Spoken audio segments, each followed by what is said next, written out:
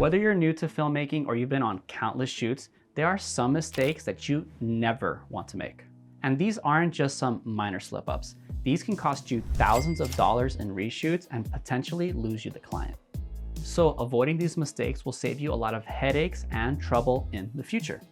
In this video, I'll break down the 7 biggest mistakes you need to avoid to protect your reputation and potentially save you thousands of dollars in the future. So let's start with things you should do before the shoot. This is one that unfortunately has happened to many filmmakers, and that's actually forgetting your SD card or running out of space on your SD card. This one is super critical because if you can't record and you miss a particular moment on set, you're pretty much SOL. You're either forced to delete memory or you're gonna have to go somewhere really quick to buy an SD card, which can set you back in time and completely ruin a schedule. So there's a few things you're gonna want to do before you leave on your next shoot. Number 1, make sure you actually have the appropriate amount of SD cards not only in your camera, but as backups in your bag. And you'll wanna make sure that these memory cards, whether they're SD cards or CF Express type cards or what have you, they're actually formatted to the camera so they have their full capacity. Of course, make sure those files are backed up and they're not something important that you wanna lose, but it's always good practice to format the SD cards before a shoot so that your SD card is working properly. And honestly, you'll want to make sure you're buying SD cards with large capacity anyway, especially because video is such a memory intensive industry. All right, and in line with that first mistake, the second mistake you never want to make is running out of batteries or not having your batteries. Just like running out of space on an SD card, running out of batteries on a shoot when the day is not over pretty much means you're dead on arrival.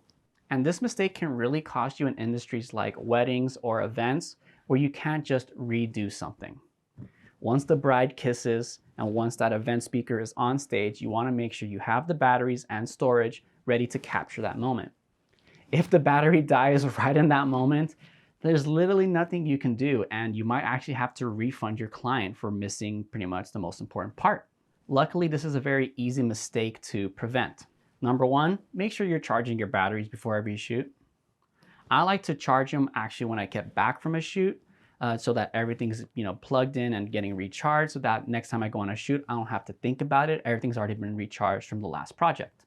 Number 2, make sure you buy some extra batteries. I actually have pretty much 3 sets of batteries for every single camera that I have. And that ensures that when one dies, I can plug it into the wall port and then have the other one in the camera. And I have an endless cycle where I can continuously change the batteries with ones that are charging. And depending on your camera, you may need more batteries, but I found 3 to work perfectly fine for me. And 3, if your camera allows for it, you can use a USB-C to do power delivery. And I like to connect this to either a V-mount battery or a wall plug in the case of like long form content like I'm shooting right now. Or if I'm shooting a podcast setup, I can connect my camera to the USB-C port and have it running with power never being an issue. Whatever the case is, make sure your batteries are charged, you have some spares, and you have a way to charge them on set if anything happens. All right, now let's move on to some of the mistakes you don't want to make when you're actually on set. And the first one is pretty obvious, but worth mentioning, not checking all your settings on your camera. And in this case, there's really a few settings that are really important to double check. And that's things like your frame rate, your resolution, and your shutter speed. You want to make sure you're not shooting at 120 frames per second, right? In case it's something that needs to be real time, like this talking interview I'm doing right now. And you also want to make sure you're in the right resolution, whether that's 1080 or 4K, depending on your purposes. But if it's anything lower than that, that may be an issue, and that could be underwhelming when you do deliver the final video to your client. And then you have other things like your shutter speed and white balance. The reason I think shutter speed is really important is that if you have a slow shutter or something like that, there's nothing you can do to fix it. If you crank your shutter, that's not really that big of a deal. Just make sure you have proper exposure. And as for white balance, the reason you want to double check that setting is that correcting white balance in post can be impossible if your white balance is really off. So always double check your settings, confirm everything is set, make sure your cameras are matching if you're using multiple cameras, and you'll be set to go. Oh, and on that note, make sure that you actually hit record when you need to record. There has been some instances, unfortunately, where we've done an interview and then we decide to hit record to end that interview, and it actually just started a recording. So one of the other settings you want to check is make sure you're actually recording when you want to record. Now, this next mistake is related, but I think it's worth mentioning on its own, and that's double checking your focus. Depending on the setup you have, you either have a lens that is autofocus or manual focusing. If you're manual focusing, you already know that you're going to be paying attention and that you're going to be manually adjusting the focus depending on the scene that you're capturing. So there's nothing really to be reminded for those people. But if you do use autofocus, you do want to make sure and double check your focus is working properly when you're shooting. Failing to double check the focus on a shoot, you might be surprised when you go back home to edit the project and all of a sudden you notice that the focus was on the background and not on your subject the whole time. And the reason this is such a critical mistake is that there's nothing you can really do to correct that. There are some tools like Topaz Labs that can sort of help with that, but it's never really the same and is going to require a lot more processing power in post-production. And it's something that could be easily fixed if you were just paying attention on set. So don't cause yourself the headache and have unusable footage. Make sure your autofocus is working and keep an eye on it while you shoot. All right, now we're going to talk about something that often gets overlooked by a lot of people who get into this industry, and that's audio quality. If you've been in the filmmaking industry for any length of time, it may be cliche to say, but audio is most of the experience of watching a video. And the worst thing you can have is terrible or no audio. Whether that's you forgot to set the levels properly and things are now peaking or they're too quiet, or if you even just forgot to turn on the mic in the first place and you have no audio, you're really in a tough position. So you're gonna want to make sure on set that things are on, levels are set appropriately, and that you have some sort of backup if possible. I really like the Rode Wireless Pros for this reason because there's a feature that allows you to have a local recording on the transmitter itself while there's a feed sent directly towards the camera. So you'll have a backup on the camera, and if it somehow loses connection, you'll have a backup on that transmitter as well. And even sometimes I like to have the on-camera shotgun mic recording, and then I'll have the Rodes going. And that's also a way of ensuring that if something were to go wrong, or if I didn't hit record, or if one of the batteries died, I still have that local shotgun mic audio on the camera. Even if it's not that good, it's better than having nothing. And on this note, you want to be checking your audio while you're recording, because if you are doing an interview setup like this, and you have the mic laved up on someone and they're ruffling it the whole time, and you didn't notice and catch that while you're shooting, you're going to be really sad when you go to edit and there's a bunch of ruffling and it becomes unusable. So just get a cheap pair of some earphones and make sure you're plugged into your camera and just have it in one of the ears, maybe both if you really want to and you have someone else conducting the interview. But you just want to be monitoring the audio just in case any of those hiccups happen, or if something like a siren and a car drives by or a plane flies over. Just make sure you tell your subject to stop what they're doing, wait for sound, and then you can resume shooting. Otherwise, you may have audio that's unusable, and unusable audio means the video is unusable as well. All right, now let's go on to mistakes you want to avoid actually after the shoot. Now, this is a mistake that is a little more subtle and something I don't actually hear talked about often on YouTube, and that's not saving each version of a client edit.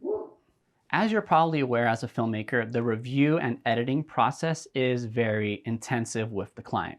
This is where a ton of back and forth happens and things are going to change from the initial edit that you sent over to them. And I think a lot of us know that pain of a client wants a change done, whether that's something like changing the song, and you make all these changes, it's like 30 different revisions because you're timing clips differently and you're changing the sound effects and yada, yada, yada. And all of a sudden they say, actually, let's go back to the previous song. Now, all that work that you've done, you're gonna have to somehow undo and find a way to get to that original version. And all because you didn't save a duplicate of that original sequence, you got a whole ton of work that you have to do. So very simple fix here. All you gotta do is whenever you get feedback from a client, duplicate the sequence and then work on that second project, name it version 2, version 3, whatever it is, and then edit that file and not the original. Pro tip here, this also allows you to sort of save a director's cut version of the final project if, for say, the client asks for a revision that you think is detrimental to the quality of the project, or isn't exactly the vision that you wanted and actually detracts from some of the shots that you like. There's something along those lines. You'll still have the director's cut version that you like, and you can still export and have the client version. I like having these director's cut versions because they're more to my liking and speak to how I edit and film versus what, I have to make the client happy. I'm happy to do their changes, but now you have both and you're not gonna have to sacrifice one for the other. Now we're really in the weeds here, but this next step really could be one of the most important ones, and that's not properly backing up your footage. Let's say you come back from a long day of shooting, you have all this hours of footage and you got to organize it, but you're really tired, and you go to export it onto your computer and it's corrupted. That is literally a nightmare situation I've actually heard from other videographers, and that's why you want to have backups of the footage you have. And this is actually why I recommend getting cameras with dual SD card slots or some sort of like dual memory card slots so that you can have 2 backups for everything that you record. So in case one of the SD cards fail, you still have the footage saved on the other SD card. This also goes for having a backup saved on your computer and some sort of external hard drive in case anything happens. The way I like to do it is I have 2 external hard drives. Whenever I get home from a project, I'll export it to my MacBook, and then I'll actually start exporting the copy of all the files to each hard drive. That way I have 3 copies, one saved locally on my Mac for when I'm editing, and you have 2 backups on hard drives in case anything happens. And only then, once I have those 3 backups, do I put my SD card back in the camera and format it. Because you don't want to accidentally offload the footage and then format the SD card and then realize something went wrong or you're missing a few files and you're now SOL and you can't really recover that footage no matter what you do. And being unable to recover footage pretty much means you lost the whole day's shoot. So this is one of those mistakes you really, really don't want to make. If you want a PDF checklist of all these mistakes and how to avoid them, check the pinned comment down below and I'll share that file with you for free.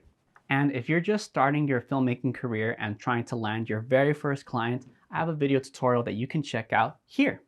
Are there any other mistakes you should never make as a filmmaker? Leave them in the comment section down below and we'll share with everyone so we can all learn what not to do.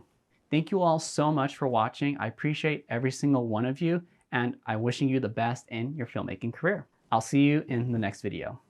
Peace.